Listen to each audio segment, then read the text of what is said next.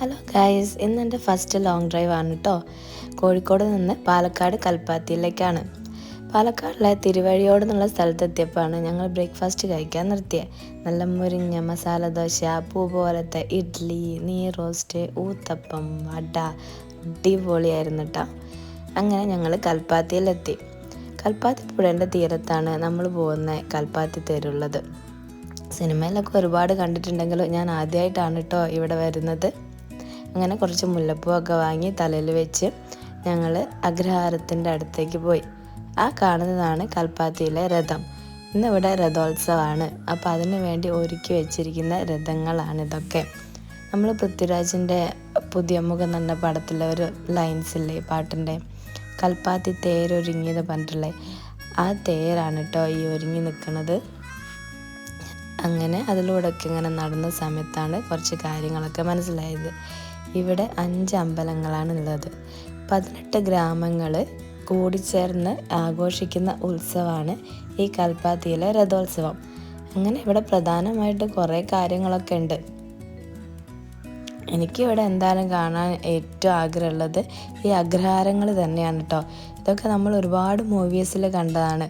അതേ ഫീല് തന്നെ നമ്മളിവിടെ വന്ന് ഇതൊക്കെ കാണുമ്പോൾ നമുക്ക് കിട്ടും കേട്ടോ.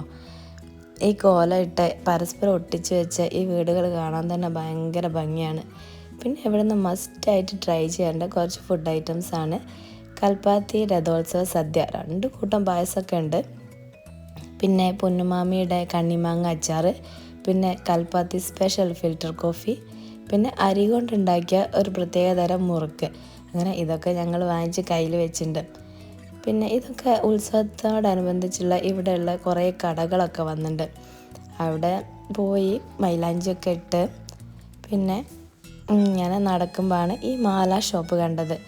ഇതിനൊക്കെ ചെറിയ വിലയുള്ളൂ കേട്ടോ. ഞാൻ വീട്ടിലേക്ക് കുറച്ച് പേർക്കൊക്കെ കൊടുക്കാൻ വേണ്ടി കുറച്ച് മാലയൊക്കെ വാങ്ങിച്ച് അങ്ങനെ നടന്നപ്പോഴാണ് ഈ ബൊമ്മകളെ കണ്ടത്. ഭയങ്കര കളർഫുൾ ബൊമ്മകളാണ് കേട്ടോ.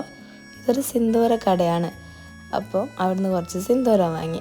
അപ്പോഴത്തേക്ക് 4:30 മണിയായപ്പോൾ രഥോത്സവം തുടങ്ങി. ഈ രഥം ഇങ്ങനെ വലിച്ചു കൊണ്ടുവന്നാണ് രഥോത്സവം എന്ന് പറയുന്നത്. 5 അമ്പലങ്ങളിലായിട്ട് 5 രഥങ്ങളുണ്ടാവും. അപ്പോൾ ഇത് എല്ലാം വലിച്ച് ഒരു സ്ഥലത്ത് എത്തിക്കും. അതിന് അവിടെ ഉള്ളവർ രഥസംഗമം എന്നൊക്കെയാണ് പറയുന്നത്. ആളുകൾ മാത്രമല്ല കേട്ടോ, രഥം വലിക്കാൻ വേണ്ടിയിട്ട് ആനകളും ഉണ്ട്. അങ്ങനെ ഒരു ഹൈഡ്രജൻ ബലൂണൊക്കെ വാങ്ങിച്ച് ഞങ്ങളിപ്പോൾ അതൊക്കെ വീട്ടിലേക്ക് വന്നു.